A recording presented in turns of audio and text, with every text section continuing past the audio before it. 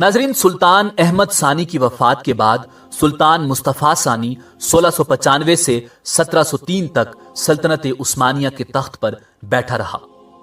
وہ 1664 میں ادرنہ میں پیدا ہوا۔ وہ سلطان محمد رابع کا بیٹا تھا جو ملکہ رابعہ سلطان کے بطن سے پیدا ہوا تھا۔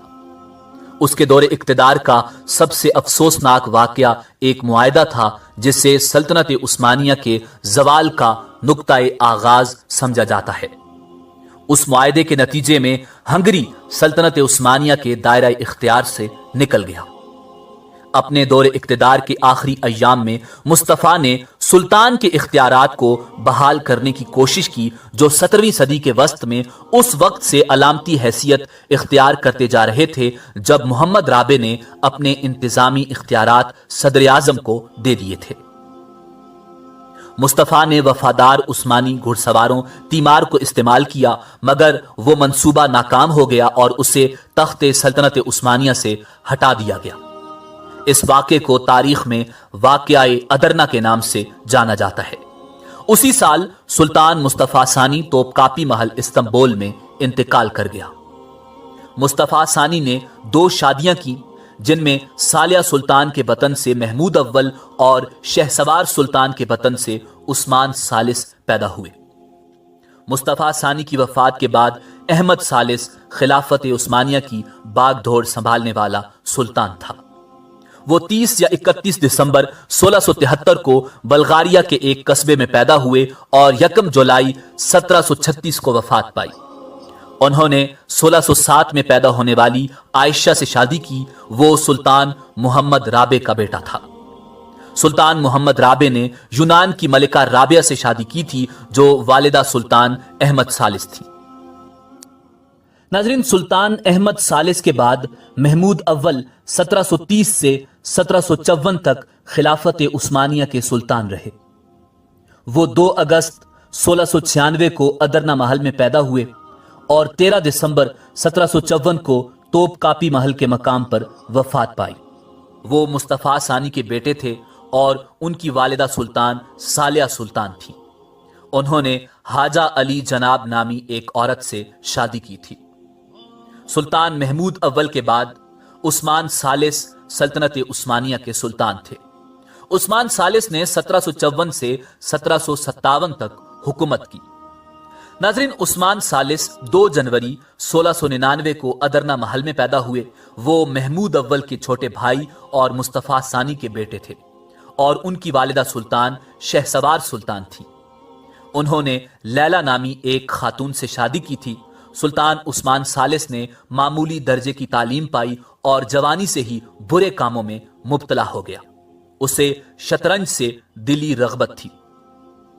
ناظرین، سن 1754 میں جنگ 7 سالہ شروع ہوئی جس میں مغربی حکومتوں کو 2 مخالف جماعتوں میں تقسیم کر کے 7 سال تک وسطی مغرب کو جنگ کا میدان بنائے رکھا، مگر عثمان ثالث نے اس سے کوئی فائدہ حاصل نہیں کیا، اس لیے اس کی ہمسایہ حکومتوں سے کوئی جنگ نہیں ہوئی۔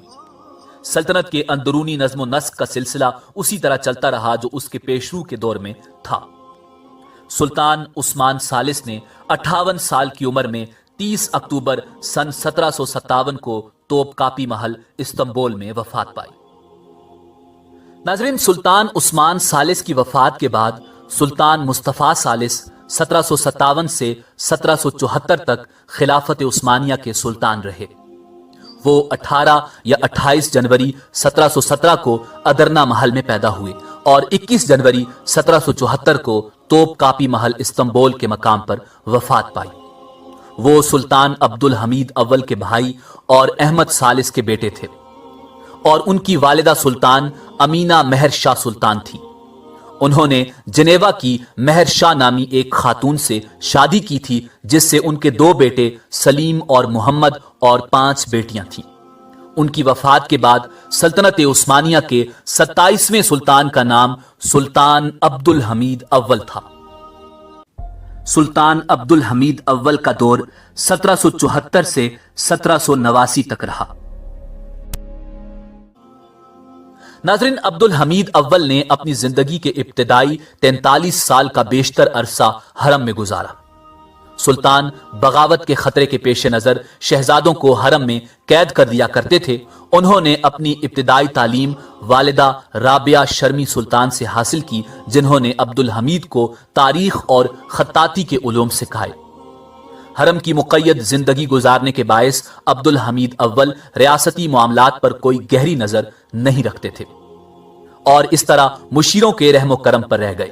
البتہ حرم کی تربیت نے انہیں بہت مذہبی اور امن پسند طبیعت دی۔ ان کی حکومت کے آغاز کے اگلے ہی سال سلطنت عثمانیہ کو جنگ کولویا میں بدترین شکست کا سامنا کرنا پڑا، جس کے باعث ان کو 1774 میں ذلت آمیز معاہدہ کوچک کناری پر دستخط کرنا پڑے، جو ان کے زوال کے آغاز کی واضح دلیل تھی۔ اپنی تمام تر ناکامیوں کے باوجود سلطان عبدالحمید اول کو سب سے رحم دل عثمانی سلطان تسلیم کیا جاتا ہے۔ ان کی مذہبی طبیعت کے باعث لوگ انہیں ولی کہا کرتے تھے۔ ناظرین، سلطان عبدالحمید اول کی وفات کے بعد سلطان سلیم ثالث 1789 سے 1807 تک سلطنت عثمانیہ کے حکمران رہے۔ سلطنت عثمانیہ کے زوال کو روکنے اور ترقی کی راہ پر ڈالنے کے لیے جن عثمانی سلاطین نے قابل قدر خدمات سر انجام دیں، ان میں سلطان سلیم ثالث کا نام سر فہرست ہے۔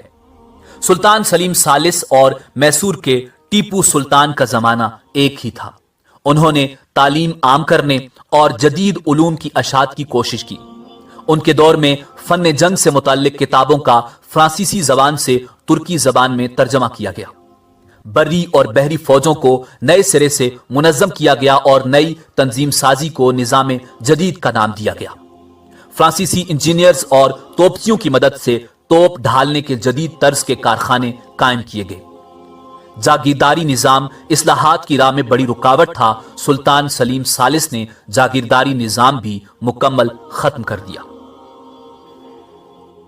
ناظرین، سلطان سلیم ثالث کے بعد سلطان مصطفیٰ رابع 1807 سے 1808 تک خلافت عثمانیہ کے سلطان رہے۔